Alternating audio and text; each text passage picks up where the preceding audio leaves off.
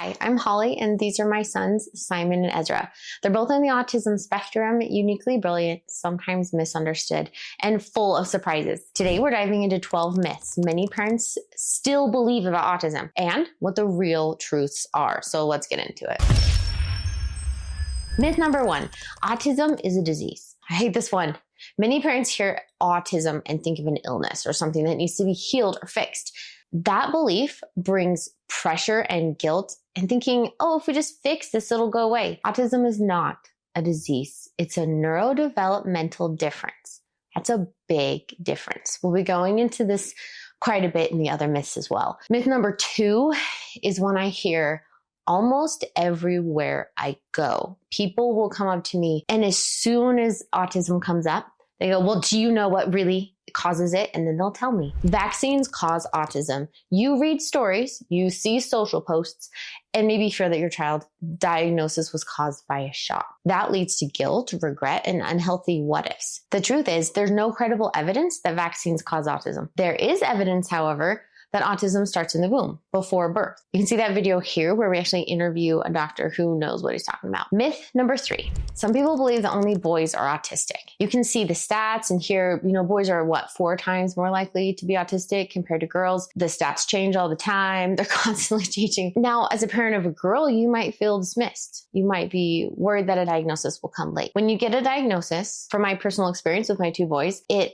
helped bring a lot of support and more understanding and more help from many different areas, from professionals and from people around us. There are many girls out there who are autistic. A lot of them don't know that they're autistic until later. Girls often are underdiagnosed because, I'm sure there's many reasons, but one reason is because they can mask really well. They're super good. If you don't know what masking is, it's like camouflaging your autistic traits because you are very aware of social expectations and you try to fit that mold. I've interviewed many autistic women and girls and teenagers. A lot of times the same issues will come up of, oh yeah, I knew what people wanted and so I became that. I would encourage you as a parent, if you have concerns about your daughter, if you're wondering that she may be autistic, talk to a professional, a clinical psychologist who has experience with women and girls on the spectrum. Okay, myth number 4, all autistic people have incredible savant skills or superpowers. This will come up from really well-meaning people. Honestly, people are just trying to be nice sometimes when I'm at the grocery store with my autistic kids and they want to know why they're acting differently than they expect. Some people are just really nice and they just don't know what to say. So they'll be like, oh, so what are their superpowers? Because they're trying to be positive, which actually I really appreciate. I do. I really appreciate that they're talking about the positive and they're not going like, oh, I'm so sorry that you have an autistic child, because I hate that, because I'm not sorry that I have autistic children. With that being said, some autistic people do. But if your child doesn't, if that doesn't happen, you may feel like a failure or worry that something's wrong if you used to believe that myth. The truth is, we should always assume intelligence. Even if your child can't talk, like my son Ezra, he's 9 years old and he can't talk, but he can use a device to communicate. He can spell when he's highly motivated. He spelled some amazing things. Most autistic individuals don't fit the savant stereotype, okay? And have some ability that they can just show off. Don't expect that. I mean, think about how unhealthy that would be. What if my child had an ability to show off and then that's all people cared about? They might tie their identity to that ability. Or what if my child doesn't? Then they always have to just disappoint everyone all the time and say, no, I'm not a savant. Actually, I'm autistic, but I don't have savant abilities that I can show off. Either way, it's super unhealthy. So please don't have that expectation or have that myth in your head of that every single autistic person has some kind of savant stereotype ability that they can just show off all the time, because it's rude to expect that. It's rude to ask for that. Myth number 5, autistic people are unsociable or don't want to have friends. Oh my gosh. You guys, this is not true. Okay, you may see a child alone and may assume that they don't want relationships. You might, as a parent, you might worry that, oh no, my child's going to be isolated forever. You want to try and fix them. Many autistic people do want friendships and connections. Of course, they're human and they may just do that social interaction differently.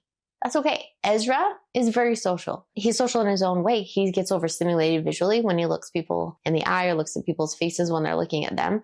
But I will catch him so often staring and looking at like my husband's face when he's not looking, when he's not paying attention. Like we'll be at the dinner table and he'll be looking at people. He'll be connecting. He'll be grabbing people's hands and putting it underneath his chin like that. Simon, my son who's 5, he is very social. He has no intellectual delay. And so he actually learns quite quickly what people want from him. And so like socially and social interactions.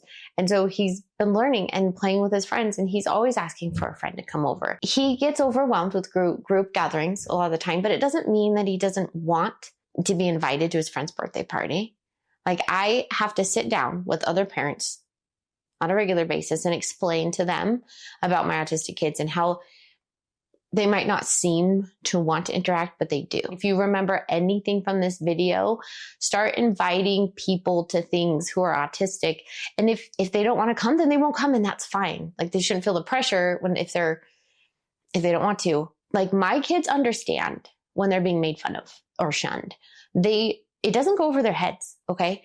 So even if you don't have a child who's autistic, if you can create a safe space where both of the kids, maybe your child and an autistic kid, can have a positive social interaction, even a short one, that's a blessing in both of the children's lives. Myth 6, you can grow out of autism or it goes away.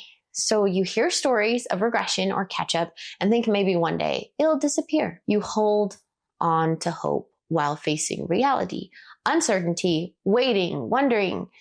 That's incredibly unhealthy, because the truth is autism is lifelong. And as soon as you can get over denial and accept it, then you can see the positive in your child and in that autism. Does that make sense? So support and building skills really matter. They do. Focusing on connecting with your child, building that strong relationship and entering your child's world can help them feel seen and heard. They may even get to the point where others don't see the difference. With Simon, he doesn't qualify for an IEP at his school anymore. An IEP is mainly a document that has accommodations that are needed for my child. Ezra has a lot of accommodations. He has a long IEP with lots of things in him because he'll run away and because he needs breaks and because he can't stay at a desk. And so he has a lot of needs. Myth number 7, autism is caused by bad parenting. It's so sad that people still believe this. Like people have told me to my face that if they were the parent of my child, then my child wouldn't be autistic. To my face. I've been told if I just took the time to work with my child, then he wouldn't be autistic. Why do people still believe this? This is super, super old. I can't believe people still believe this. Little did they know at that time, like my child's taking 3 types of therapy for up to 40 hours a week. Like it was intense, like really helping him and supporting him. And it was play-based therapy, occupational therapy, physical therapy, things like that. But this myth causes guilt, shame, and blame, both internally and externally. Parenting styles do not cause autism. Okay, that is the truth. We talk about autism in our book. My husband and I wrote a book called The Unique Normal, 12 Mistakes We Made Raising Autistic Kids. We are really vulnerable in this book, and we share the mistakes that we've made. Every chapter is a new mistake. It's not a clinical guide. This is like in the trenches story. There's lots of stories. We show you our mistakes that we made because I don't want anyone else to make them. Click the link in the description below to check out that book. Myth number 8, all autistic people have intellectual disabilities. Sadly, some people still believe this. They really do. Some people are really surprised that my son Simon doesn't have an intellectual delay and he is autistic. A lot of times they don't believe that he's autistic because they're like, well, he doesn't have a hard time with this or with this and this. I'm like, well, he's learned. He's learned. So some people equate autism with a low IQ or that they can't communicate. Though communication issues are required to actually have an autism diagnosis, it doesn't actually have to do with the IQ of the child at all. Some people fear that their child will be limited forever or worry about school or future. Believe me, I've been there. I'm there right now with worrying. I'm always going to worry about my kids. I'm their mom. But many autistic individuals have average or high intelligence, actually. Sometimes they learn a different way. Remember that autism spectrum disorder is just that. It's a spectrum and does not correlate with one type of IQ. With Ezra, many people think that he doesn't understand, but he does. And he's showing us more and more as he spells these things out. As he spells, I understand. Like, always assume intelligence. Myth number 9, autistic people don't feel empathy. My goodness. You interpret a lack of eye contact or social expression, a different social expression, as having no feelings. You might fear that your child won't care or won't love or won't fit into relationships. The truth is, autistic people do feel deeply. They may just show it differently. And it's important as the parent, as the teacher or caregiver, to learn how they show their emotions, how they show the empathy, and learn to recognize their needs. Start with the things that they love. Start with their intense interest if they have one. A lot of autistic people have intense interests. Simon, my son, and Ezra too, have very restrictive interests. Like, it's kind of like tunnel vision, super, super interested in like just a few things. You can take those few things and show interest as well. Ask them what they like about it. Enter their world and build that relationship and connect with them. And then you'll start to see that empathy. Myth number 10, autism is a modern problem or an epidemic. It's just happening now. It's really new.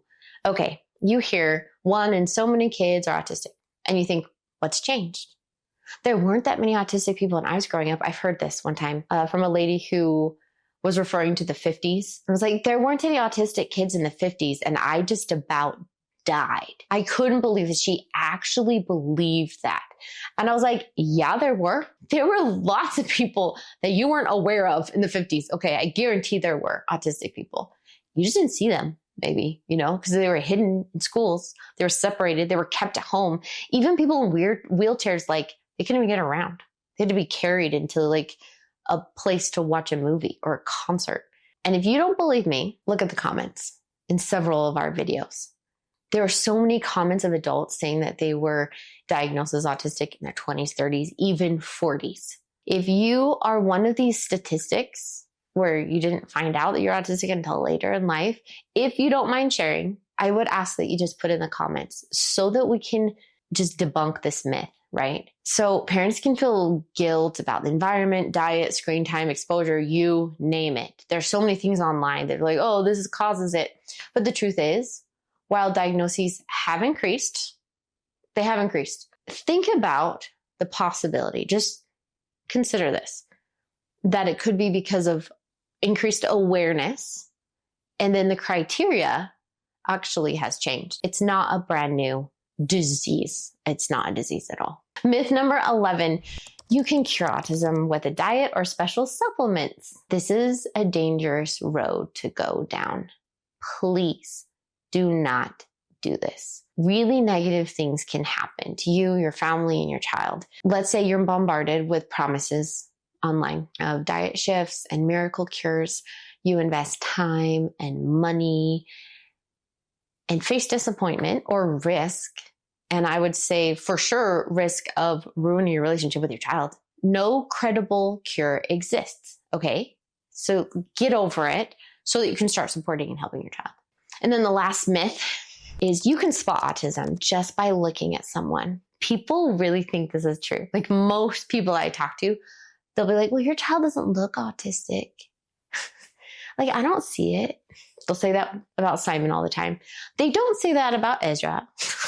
They'll be like, oh, Ezra, he's very, he likes to vocally stim. Like, he likes to be loud and stuff. And Simon will like play with my hair, like stim just like a little bit. And people won't really notice. They're both on the autism spectrum. And yet they look so different. Autism doesn't have a single look. That's the truth. So many autistic people appear typical, yet still may need accommodations. His IEP, like that he's had for 2 years, had accommodations that helped him become more independent in class. And even though he doesn't have an IEP, he does have a behavior plan. Even just with level 1 autism, he needs those accommodations to be able to have a fair education. Just like if a child's in a wheelchair and needs a ramp to get to class, that's an accommodation that he needs to get a fair education. An autistic child may need support with sensory needs. My son, Simon, he needs warnings for changes in routine. And Ezra needs breaks. He can't just sit at a desk for a long time, for very long at all. He needs to be able to move around. So which myths surprised you the most? Drop a comment below. These 12 examples of stimming video is right here. And then here's our autism playlist. And remember, if you have an autistic child, you are in good company.